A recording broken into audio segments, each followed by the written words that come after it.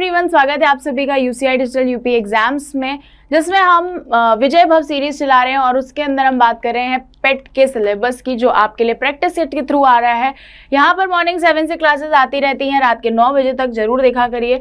यहाँ पर हमारे सोशल मीडिया प्लेटफॉर्म्स हैं जिनमें आप हमें फॉलो कर सकते हैं, हमारे साथ जुड़ सकते हैं हमारे सभी अपडेट्स के लिए। अगला यहाँ पर हमारे पास 2 ऐप्स हैं, रेविंग्स और काबिल, जिनमें से कोई भी एक आप गूगल प्ले स्टोर से डाउनलोड कर सकते हैं।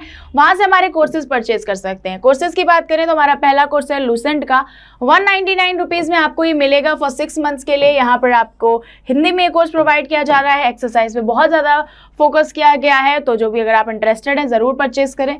यहाँ पर आपको 6 मंथ के लिए एनडीए का कोर्स मिलेगा for this month charges and यहाँ पर आपको 600 प्लस रिकॉर्डेड वीडियोस मिलेंगे। 6 महीने के लिए बिल्कुल ओपन रहेंगे आपके लिए, ये कितनी भी बार आप इनको देख सकते हैं। और ये सेम चीज़ जो है ये 1 ईयर के लिए भी रहने वाली है, तो 1 ईयर के लिए आपको अमाउंट पे करना है और 600 वीडियोज़ को आप अपने सुविधानुसार किसी भी समय कितनी भी बार देख सकते हैं।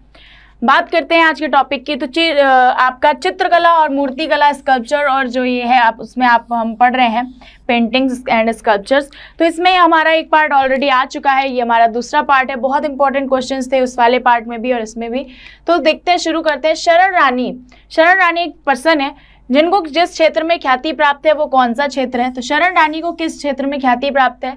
साहित्य, चित्रकला, संगीत या नृत्य? राइट आंसर चित्रकला हो जाएगा। इनको चित्रकला पेंटिंग्स में जो है ज़्यादा ख्याति प्राप्त है। अगला सवाल, राजा रवि वर्मा निम्नलिखित में से किस क्षेत्र में प्रख्यात थे? तो सिंपल सा है, राजा रवि वर्मा हमने पिछले बार भी देखा था इनकी पेंटिंग्स वगैरह को। चित्रकला में जो है ये काफ़ी प्रख्यात थे पेंटिंग्स में। अगला सवाल है मुगल शैली के विश्व प्रसिद्ध बैलगाड़ी, ठीक है, मुगल शैली की बहुत ही ज़्यादा फेमस चित्र है, ये फेमस पेंटिंग है बैलगाड़ी। इसका चित्रण किसने किया है? दसवंत ने, मनोहर ने, मंसूर ने, अबुल हसन ने?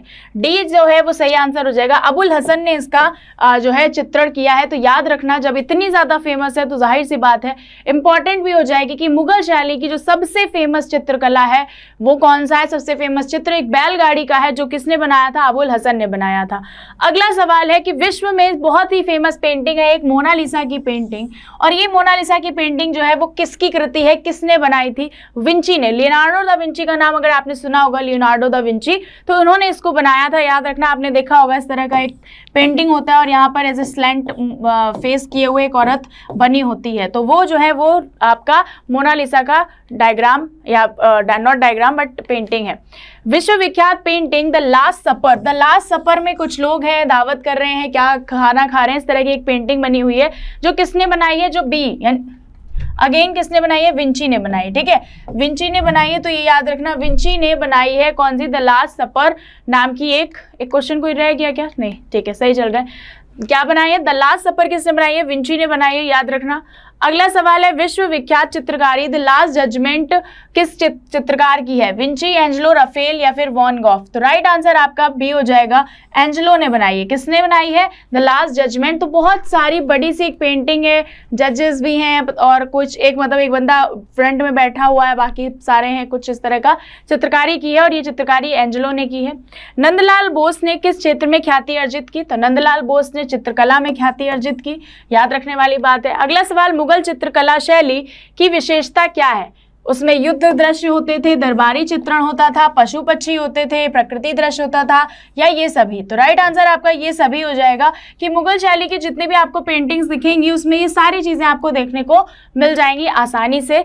अगला सवाल है कि मुगल काल में मंसूर कौन था? मंसूर एक चित्रकार था जो किसके शासनकाल में था? जहांगीर के शासनकाल में था। हमने कल वाले अपने वीडियो में देखा था। कांगड़ी चित्रकला शैली जो है, कांगड़ा चित्रकला शैली, इसका संबंध किस राज्य से है? तो आपने अगर कुल्लू कांगड़ा वैली के बारे में सुना होगा तो आप समझ जाएंगे कि ये कहाँ पर है। हिमाचल प्रदेश की बात हो रही है, कुल्लू वैली है, कांगड़ा वैली है और ये वैलीज जो है वो हिमाचल प्रदेश में, इसलिए आंसर आपका बी हो जाएगा। अगला सवाल है, भारत में किस शिलाश्रय से सर्वाधिक चित्र प्राप्त हुए हैं? यानी कि कौन सी एक ऐसी चट्टान है जिसमें सबसे ज्यादा चित्र बने हुए हैं? तो घगरिया, भीमबेटका, लेखैया या फिर आपका आदमगढ़? राइट आंसर आपका भीमबेटका हो जाएगा। यहाँ से बहुत सारे चित्र जो हैं वो हमें प्राप्त हुए हैं, भीमबेटका की गुफाएं। अगला सवाल है, अजंता की चित्रकारी में क्या निरूपित किया गया है? रामायण, महाभारत, जातक, पंचतंत्र। तो अगर आपने जातक की स्टोरी सुनी होगी, जातक कथा अगर आपने सुनी होगी, तो आप समझ जाएंगे कि ये किससे रिलेटेड है। ये बौद्ध से रिलेटेड है, बौद्ध धर्म से, और बौद्ध धर्म के बारे में ही अजंता की गुफाओं में बताया गया है। तो सी जो डी हमारा सही आंसर हो जाएगा। जैमिनी राय ने कला के किस क्षेत्र में नाम कमाया? सी जो है वो सही जवाब है, चित्रकला में ही कमाया। कवि चित्रकार मोलाराम चित्रकला की किस शैली के लिए प्रसिद्ध हैं? गढ़वाल, बसोली, गुलेर या फिर कांगड़ा। राइट आंसर आपका बी हो जाएगा, गढ़वाल जो है शैली, उसके लिए मोलाराम बहुत ज्यादा प्रसिद्ध है। अगला सवाल है, एक बहुत ही फेमस चित्र है बनी ठनी, ये कौन सी शैली पर आधारित है? किशनगढ़ शैली, बूंदी शैली, जयपुर शैली, कांगड़ा शैली। राइट आंसर अगेन आपका बी हो जाएगा, किशनगढ़ शैली पर आधारित है आपकी बनी ठनी नाम की पेंटिंग। अगला सवाल, अच्छा जो पेंटिंग्स आ रही हैं, अगर आप याद रखना चाहते हो इन क्वेश्चंस को आसानी से, इससे ज़्यादा हम इसमें कुछ भी आपको नहीं बता सकते। आप पेंटिंग्स क्या करो, नाम से सर्च कर लो, बनी ठनी जो है वो कैसी दिखती है, क्या है, किसने बनाया, तो वो सर्च करने पे आपको क्या हो जाएगा, एक आपके दिमाग में आ जाएगी और आप उसको देख लोगे, याद कर लोगे। भारत में विशिष्ट पारसी चित्रकला शैली को जन्म देने का श्रेय निम्नलिखित में से किसको दिया जाता है?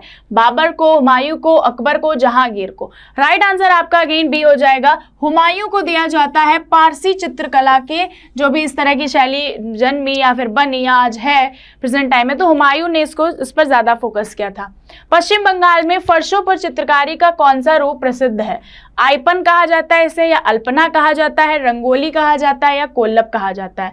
तो ये होता है अल्पना, ठीक है। और इस तरह के क्वेश्चन बहुत पूछते हैं, क्योंकि हम देखो आइपन जो है वो भी हम ऐसे ही जमीन पर बनाते हैं, रंगोली भी जमीन पर बनाते हैं, तो हमें कंफ्यूजन क्रिएट हो सकता है। लेकिन पश्चिम बंगाल में जो जमीन पर चित्रकारी करी जाती है उसको अल्पना कहा जाता है। अगला सवाल है, प्रसिद्ध मीनाकारी थेवा कला का संबंध किससे है? बीकानेर से, जयपुर से, बांसवाड़ा से, प्रतापगढ़ से। प्रतापगढ़ से रिलेटेड है आपकी ये मीनाकारी थेवा कला। अकबर काल में किस प्रसिद्ध चित्रकार ने आत्महत्या कर ली थी? ये क्वेश्चन शायद हमने कल भी किया था। दसवंत ने अकबर के शासनकाल में क्या कर लिया था? आत्महत्या, सुसाइड कर ली थी, याद रखिएगा। 3 संगीतज्ञ हैं, कौन कौन है जिसकी पेंटिंग जो है वो किसने बनाई है?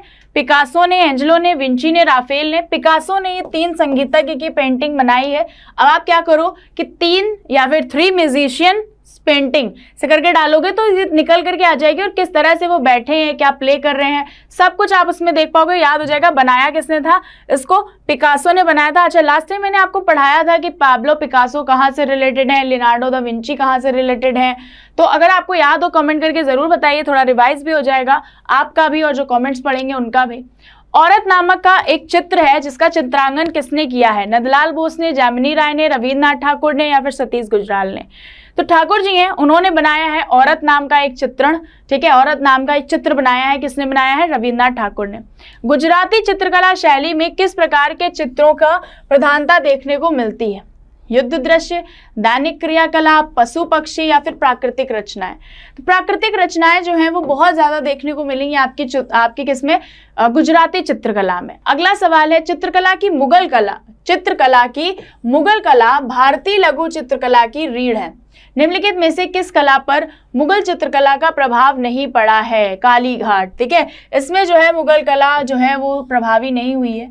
अगला सवाल, मुगल चित्रकला का अंतिम महान शाही संरक्षक कौन था? तो अंतिम शाही संरक्षक आपका शाहजहां था। और अगर हम बात करेंगे किसके शासनकाल में सबसे ज्यादा चित्रकला पीक पर पहुंची, तो जहांगीर के शासनकाल में पहुंची थी। ओके, नेक्स्ट क्वेश्चन है, भारत की प्राचीन कला परंपराओं में पुनर्जीवित कराने के लिए एक सोसाइटी स्थापित की गई जिसका नाम है Indian society of oriental art. इसकी स्थापना किसने की थी और कहां पर की थी? 4 ऑप्शन है, रविन्द्रनाथ ठाकुर, नंदलाल बोस, असित कुमार हल्दर, या फिर अमृता शेरगिल। राइट हो जाएगा आपका रविन्द्रनाथ ठाकुर। रविन्द्रनाथ ठाकुर ने इसकी कहां पर स्थापना की थी? वेस्ट बंगाल में की थी, याद रखिएगा। अगला सवाल, गांधार शैली की मूर्ति कला में बुद्ध का सारनाथ में हुए प्रथम धर्मोपदेश से संबंध प्रवचन मुद्रा का क्या नाम है? अभय, धर्मचक्र, ध्यान, भूमि स्पर्श। तो राइट आंसर सी हो जाएगा, धर्मचक्र जो है कहा जाता है इसको। और ये नेक्स्ट क्वेश्चन, किसने पेंटिंग की शुरुआत फिल्म के पोस्टरों से की है? MF. Hussain, Satish Gujral, Pablo Picasso या फिर आपका पिकासो या फिर Leonardo da Vinci. Right answer आपका सी हो जाएगा। एम.एफ. हुसैन ने शुरुआत की है पेंटिंग की, फिल्म के पोस्टर्स से। एम.एफ. हुसैन याद रखने वाली चीज़ है। तो ये आपके कुछ क्वेश्चंस थे जो बहुत इंपॉर्टेंट थे, ज़रूर इनको याद कर लीजिएगा, देख लीजिएगा। रिपीट में अगर आप 2 बार देख लेंगे इसको तो अच्छे से याद हो जाएगा, और आपको रिवाइज करने के लिए भी एक बार देखना पड़ेगा। अगर आपको पसंद आता है ज़रूर शेयर करें, दूसरों के साथ भी रिकमेंड करें दूसरों को। मिलेंगे अपने नेक्स्ट वीडियो में। Thank you so much.